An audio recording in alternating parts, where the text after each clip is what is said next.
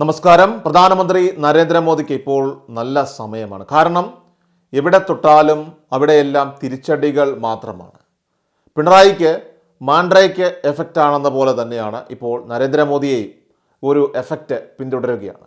2024 June 4 തെരഞ്ഞെടുപ്പ് ഫലം വന്നത് മുതൽ മോദിക്ക് കാര്യങ്ങൾ അത്ര ശുഭകരമല്ല. 1800 കോടി രൂപ മുതൽ മുടക്കി മോദി തന്നെ പ്രതിഷ്ഠ നടത്തിയ അയോധ്യ രാമക്ഷേത്രത്തിൽ ചോർച്ച.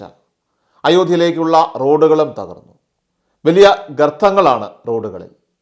മോദി മുഖ്യ പൂജാരിയായിട്ട് ദൈവിക ചൈതന്യം പകർന്നു നൽകിയ രാംലല്ല മഴവെള്ളം കൊണ്ട് ഇപ്പോൾ നനയുകയാണ്. അങ്ങനെ രാമക്ഷേത്ര നഗരിയോട് അനുബന്ധിച്ചുകൊണ്ട് BJP നടത്തിയ വൻ അഴിമതിയാണ് ഇപ്പോൾ പുറത്തു വരുന്നത്. കോടികൾ മുടക്കി പണി കഴിപ്പിച്ച രാമക്ഷേത്രം ചോർന്നൊലിക്കുന്നു എന്ന അയോധ്യയിലെ മുഖ്യ പൂജാരിയുടെ വാക്കുകൾ ജനങ്ങൾ വളരെ ഞെട്ടലോടെയാണ് കഴിഞ്ഞയിടയ്ക്ക് കേട്ടത്. ഇത് മുൻപേ അറിയാമായിരുന്ന അയോധ്യയിലെ ജനങ്ങളാകട്ടെ അയോധ്യയിൽ രാമക്ഷേത്രം ഇരിക്കുന്ന മണ്ഡലത്തിൽ BJPയെ പരാജയപ്പെടുത്തുകയാണ് ചെയ്തത്. എന്നാൽ ഇന്നിതാ ആ അഴിമതി കഥകൾ രാജ്യം മുഴുവൻ വാർത്തയായി. 240 കോടി രൂപ ചിലവിൽ നിർമ്മിച്ച് മോദി തന്നെ ഉദ്ഘാടനം ചെയ്ത അയോധ്യയിലെ റെയിൽവേ സ്റ്റേഷനിലെ ചുറ്റുമതിൽ തകർന്നു വീണിരിക്കുന്നു. അതും വെറും 6 മാസത്തിനുള്ളിൽ ഒരൊറ്റ മഴ പെയ്തപ്പോൾ 17,843 കോടി രൂപയുടെ ചിലവിൽ നിർമ്മിച്ച് ഉദ്ഘാടനം ചെയ്ത അടൽ സേതുവിൻ്റെ അവസ്ഥയും ദയനീയമാണ്. ഇതാ വിള്ളൽ ഇപ്പോൾ വന്നു തുടങ്ങിയിരിക്കുകയാണ്. 777 കോടി രൂപ ചെലവിൽ നിർമ്മിച്ച് മോദി രാജ്യത്തിന് സമർപ്പിച്ച പ്രഗതി മൈതാൻ ടണലിൽ മുഴുവൻ വെള്ളക്കെട്ട് രൂപപ്പെട്ട് കഴിഞ്ഞു. വേണമെങ്കിൽ നമുക്കൊരു വള്ളംകളി, ഒരു നെഹ്റു ട്രോഫി വള്ളംകളി വരെ ആ ടണലിൽ നടത്താമെന്നാണ് സോഷ്യൽ മീഡിയ ഇപ്പോൾ ട്രോളുന്നത്. 7700 കോടി രൂപ ചെലവിൽ നിർമ്മിച്ച രാജ്യത്തിന് സമർപ്പിച്ച ബുണ്ടേൽഖണ്ഡ് എക്സ്പ്രസ് വേയിൽ ഗർത്തങ്ങൾ രൂപം കൊള്ളുന്നു.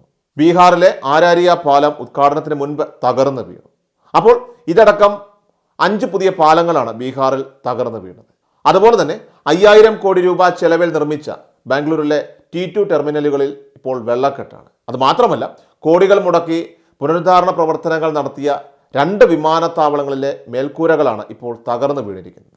ഒന്ന് ഡൽഹിയിലും അതോടൊപ്പം തന്നെ മറ്റൊന്ന് ഗുജറാത്തിലും. അങ്ങനെ മോദി രൂപം കൊടുത്ത രാജ്യത്തിന് സമർപ്പിച്ച പദ്ധതികളുടെ അവസ്ഥയാണിത്. ശരിക്കും പറഞ്ഞാൽ അഴിമതികളുടെ കൂത്തരങ്ങ് എന്ന് തന്നെ ഇതിനെ വിശേഷിപ്പിക്കാം.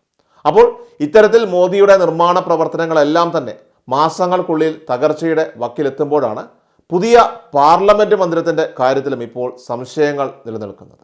നവമാധ്യമങ്ങളിലാണ് ഇത്തരത്തിലുള്ള ചർച്ചകൾ ഇപ്പോൾ പുരോഗമിക്കുന്നത്. എപ്പോഴാണ് പുതിയ പാർലമെന്റ് മന്ദിരം നിലത്തേക്ക് വീഴുന്നതെന്നാണ് നവമാധ്യമങ്ങളിൽ ഇപ്പോൾ ഉയർന്നു വരുന്ന ഒരു ചോദ്യം. കാരണം ആയിരക്കണക്കിന് കോടികൾ മുടക്കി അത് ചിലവാക്കി മോദി നടത്തിയ പദ്ധതികളുടെ അവസ്ഥ ഉദാഹരണങ്ങളായിട്ട് ഇപ്പോൾ നമ്മുടെ കൺമുന്നിലുള്ളപ്പോൾ ഈ ചർച്ചകൾ ഒന്നും വിശ്വസിക്കേണ്ടതില്ല, അല്ലെങ്കിൽ വിശ്വസിക്കണമോ എന്നതാണ് മറ്റൊരു സത്യം.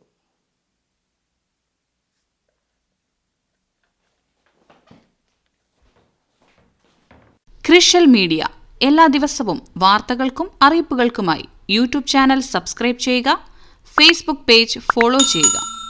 വാർത്തകളുടെ നോട്ടിഫിക്കേഷനായി ബെൽ ഐക്കൺ എനേബിൾ ചെയ്യുക.